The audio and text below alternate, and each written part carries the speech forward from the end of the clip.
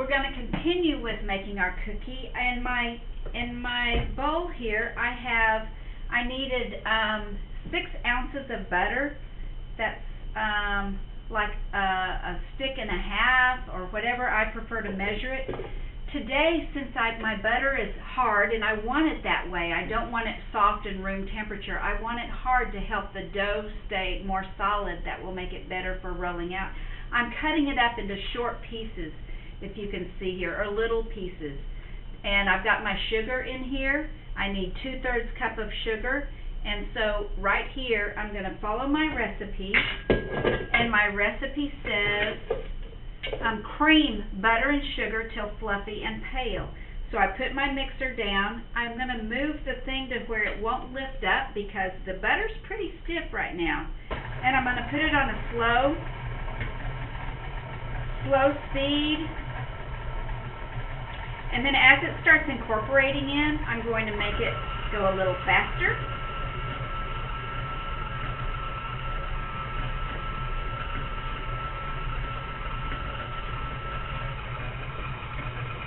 Right now, I don't have a spatula with me, but I'm gonna use a spoon and just sort of show you. It's not fluffy right at the moment. It's still chunky. It's got big pieces of butter that haven't been incorporated with the sugar. And this is probably the most critical point of making a good sugar cookie, or most any kind of cookie, is getting the sugar and the butter. Then the cookie will bake, and where it was butter all by itself that didn't have sugar in it, it will just sort of melt away and leave a hole in your cookie, and the texture won't be right. So I consider this one of the most important parts of making the cookie. I would take my spatula, and I just washed my spatula, but I don't want to run over and go get it, so I'm going to just do this, and I'm mixing it up again. I moved it around from the bottom, and I'm going to stir it so I don't see any plain butter, little pockets in this. The sugar and the butter need to be incorporated very well. I see it's a smoother texture than it was a minute ago, and so I believe it's at that point. My next thing is I'm going to do an egg, and I don't do the egg right on the side of this. An experienced cook may do that. For you today, I want you to crack the egg on the sharp surface on the side, and I want you to have a small bowl. Open it up, and that way if there's any extra shell that gets down, you can pull it out. If it dropped in there, you wouldn't be able to pull it out. What I'm going to ask you to do today, because we need just a little bit less than 1 egg, I'm going to ask you to get a fork, again from that gray flatware container, and sort of mix up the white and the yolk together. And then I'm going to ask that you pour it in and just leave a spoonful still in the thing, and that will give us a little bit less than 1 egg, which is what we're needing for this recipe. And so then I will put it down. I'm going to start my mixer again.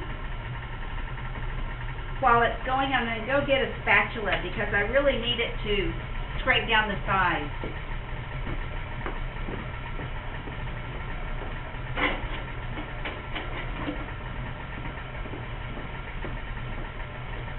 A good spatula is invaluable.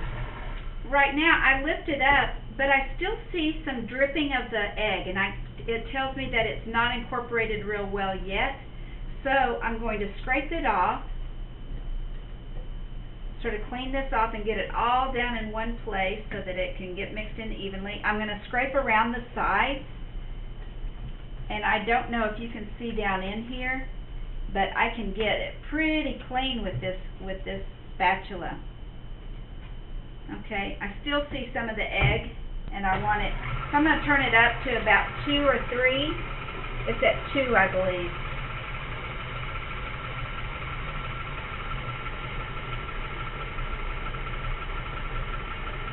Okay, the next thing that it says to do is add flour mixture a little at a time.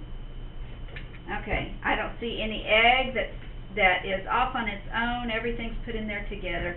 I'm again going to scrape my paddle the beater down a little bit. And my flour mixture with salt, I'm going to put in just a little, about a third of it. And when I start it up with that, I don't want to turn it on high because I'll have a cloud of flour all around me.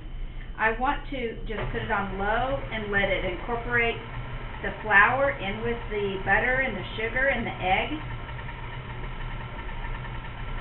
And once I see that it has sort of absorbed all of that, I'm going to add another third.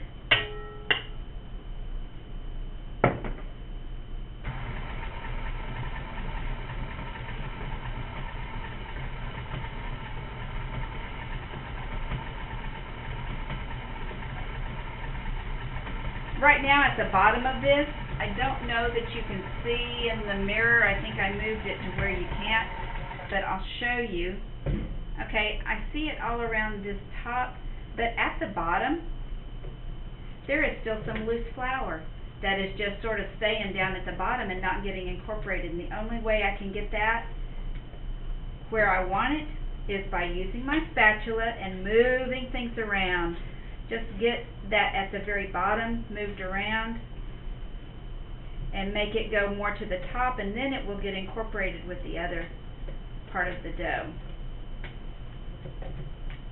Okay, I'm going to try it again.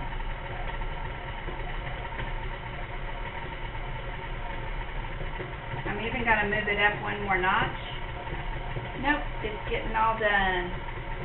It did its job. Love it. The next thing that we do is, for just to help the flavor, I'm going to use my 1 teaspoon, not 1 tablespoon, my 1 teaspoon, TSP, my 1 teaspoon. And again, I'm going to put it over, whoops, I need to add the rest of this flour before I do that. So let me do that. And then I will add my flavorings. Let me do this and this. So it gets to be a really thick dough.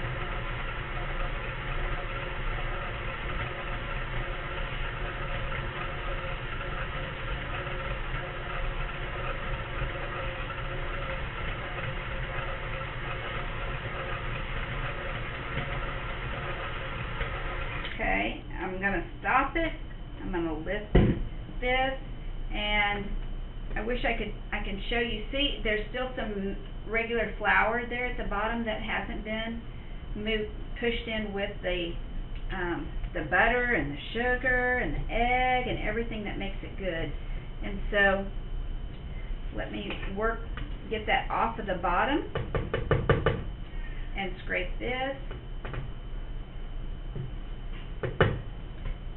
And we'll mix that up again. And the next thing, as I already tried to do, was add the flavorings. Once I get all the flour, and there it goes, it's getting all in place. I'm going to stop for a moment, and I take my vanilla. I have my 1 teaspoon, and I have an open bowl. I don't want to pour this over the top of this, because if I pour in too much, I can't get it back out. So I'm going to just pour it right to the top. Pour it in, and I am up. That should have been a ½ teaspoon. These are going to taste extra vanilla-y. And then I only have an 1/8 of a teaspoon for this one of lemon extract. You're not going to taste the strong lemon. It's just got a little hint of a flavor. Okay, 1/8 of a teaspoon. Got both of those in, and I'm going to lock it down, and I want that flavoring all the way through it.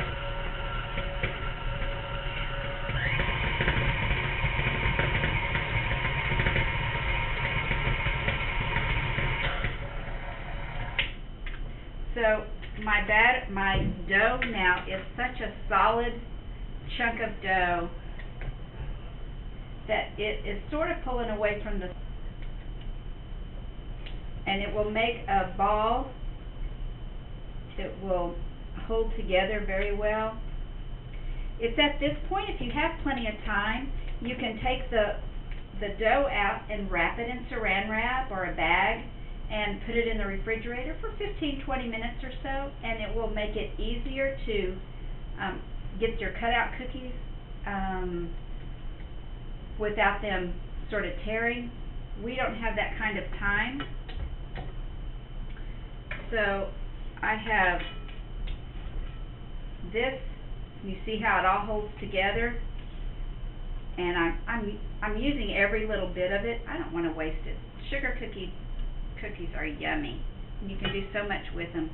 So here's my big ball of sugar cookie dough. In the next video, we're going to learn how to measure it or weigh it and half it and divide it into sections for us, and we're going to learn how to roll it out.